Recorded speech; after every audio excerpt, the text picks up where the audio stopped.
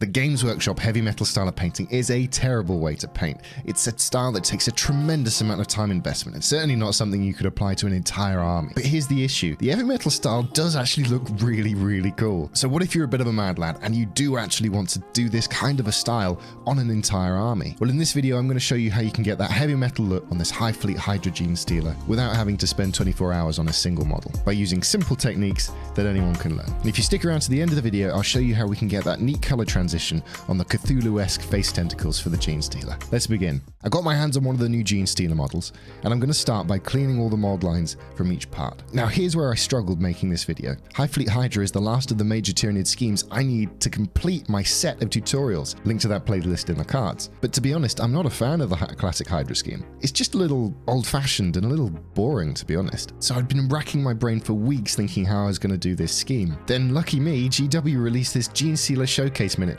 and I instantly fell in love. So I have a Hive Fleet Hydra scheme now. Great. Not so great actually, but I'll explain that in just a moment. Quickly back to our model. It's been fully cleaned of mold lines and flash, and we've assembled it using plastic glue. I'm going to prime it in black primer, and then I'll give it a quick airbrush of black paint to ensure the consistent finish across the model. I'm using a Baden black here as it has a slight satin finish to it. Now the problem is that the heavy metal style of painting is designed specifically to highlight the sculpt of the model itself. This is done with several thin highlights on every surface edge. The output is impressive but not at all time efficient, and if we want to be efficient with the time, we're going to have to amend the style slightly. For a start, we'll use dry brushing to pick out the details of the model's sculpt. I'm using Incubi Darkness as it's a fairly dark paint, so it won't show up that much over the black, but this will give us a good transition color from the black to some of the lighter blues we use later. Next, we'll take Incubi Darkness again. This time with a brush, we're going to start with the striation pattern on the Gene Stealer's carapace. As is becoming tradition on this channel, I've done a rough sketch for you in Photoshop to give you an idea for how I'm placing these highlights. The heavy metal style uses thicker highlights of the darkest highlight color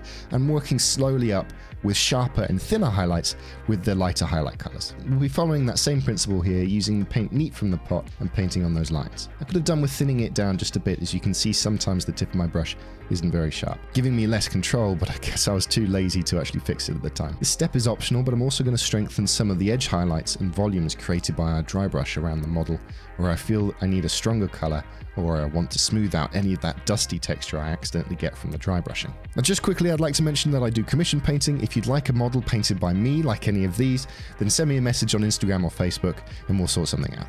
Next, I'm going to do the same thing again, but with Sotek Green. I'll be aiming this color around the insides of the areas where I painted the Incubi Darkness, so some of that is still showing around the Sotek Green. I've updated our Photoshop sketch in red to show you how I'm placing that color. This Sotek Green is a fairly big jump in brightness from Incubi Darkness, which we've done in the interest of time. But if I were doing a proper heavy metal style paint job, I'd be doing at least 2 intermediate highlights, starting with a mix of 2:1 Incubi to Sotek, followed by a 2:1 mix of Sotek to Incubi. Doing this for an army, I might be tempted to do this on a bigger model like a Norn Queen. I'm going to add edge highlights of this color on the sharpest details around the model, particularly on the spines of the Gene Stealer and on the edges of the joints. Then I'm going to water down the Sotek Green in a ratio of about 1:1. I'm mixing it here on my palette, and to be honest, I don't think I watered it down enough, so you may want to do it a bit more than I did here. Wiping off the excess onto a paper towel, this should give us a very smooth, thin, and slightly transparent layer when we touch the brush onto the model. However, as you can see, due to a mixture of not thin enough paint and having not wiped enough off my brush, I get slightly pooled dots of color where my brush leaves the model. This annoyingly will leave hard lines between that Sotek Green and the Incubi Darkness next to it, which is not what I'm aiming for. I tried to use it to my advantage here and just touch places around the model where I want that Sotek Green to be slightly stronger, or adding it in areas where I want to build at the volume. I start with places that need more of an edge highlight, and as I start to get less paint on the brush, I'll start doing those shiny effect volumes. Next, I'm picking up Temple Guard Blue. Again, a bit of a jump from the last color, but not as big of a jump as last time. Same procedure again, this time much smaller highlights, aiming here for the sharp lines on the carapace. I've updated our Photoshop sketch again here to show you roughly where I'm placing these highlights,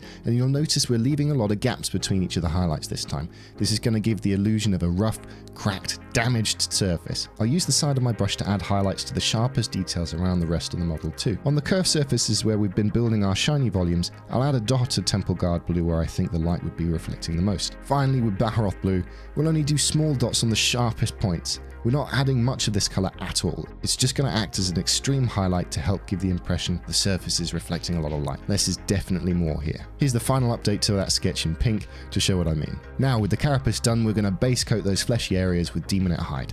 This took me a little while to do as I was being careful not to accidentally get this paint on any of the black areas. Paint this onto the hands, head, joints, vent, and the feet on the model. You may need about 2 coats for a smooth finish. After that, I'll give all of these areas a wash with Drucci Violet, again being careful not to get this onto any of the blue as it'll stain it purple. With that dry, it'll give us a sort of map to show us where we put our highlights next. In keeping with the heavy metal style, we'll add highlights to every raised detail. I start our highlights with an army painter color called Toxic Boils, but after painting that highlight on, I decide it's a little too bright of a color. I'll repaint this hand later, but for now I'm going to mix a bit of this Toxic Boils with Demonette Hide. This gave me an idea for what the mid color between those 2 colors would be, and it turned out to be very similar to Slanesh Grey, which I started using instead. With this, I worked my way around the model, picking out any raised details and being sure not to paint this into any of the recesses. I also added several layers of this to the head to build up the volumetric highlights and to build some definition between some of those details. Next, I'll pick out a paint called Sorcerer's Mist by Reaper Minis. I'm using this color to pick out the most raised areas and any details that I want to emphasize. I use this a lot around the face, around the eye sockets, the ridges on the back of the head, and on the veins on the side of the head. We'll put dots of this color on the parts of the flesh that reflect the most light, as well as a small line of dots down the center of the skin vents. Sorcerer's Mist is very similar to Dakala Lilac, which you could use instead if you can't get a hold of this paint. If you want a closer match, then just mix in a bit of white with that Dakala Lilac. And that's the purple done, so now we'll work on the color shifting face tentacles for the Gene Stealer. We're going to start with Screamer Pink watered down about 1:1 and wipe the excess on your brush off onto some kitchen towel. We'll add this in several layers painted around 3/4 the way up the tentacles and working down. We're working with very thin layers, so make sure each layer is dry before adding another. Once the first layer is dry, I'll add a second layer a little further down the tentacles this time. Doing this with each layer will give us that neat transition. Next up is Bugman's Glow, same again, watered down 1:1. Move your brush in a downward motion to help with that transition effect, as where our brush leaves the model will be where the color is strongest. As before, wait for the layer to dry before painting the next one, and keep adding layers until you're happy with the strength of the color. Next, I'll use some slightly less watered down Bugman's Glow, about 2:1 paint to water, and I'll add a layer of this at the bottom of the tentacles so we have a solid color there. Then I'm going to add some textured highlights on the tentacles to add a bit of visual interest. I'm using thin layers and light brush strokes here, so the color is not too bold against that purple and pink.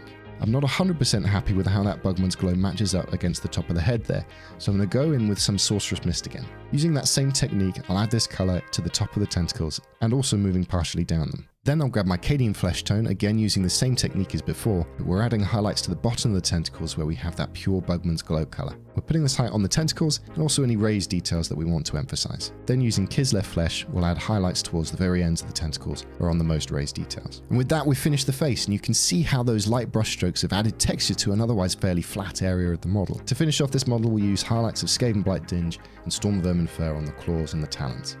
Then last, we'll paint the eyes with Avalanche Sunset and highlight them when Flash gets yellow. And there we are, that's the finished model. In hindsight, the purple ended up being a bit more saturated than I wanted. Overall, I'm happy with the look of the model, although I spent a bit more time on it than I wanted, and I think the end result was worth it.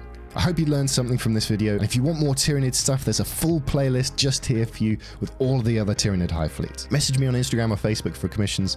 Thanks again for watching, and I'll see you in the next one. Peace.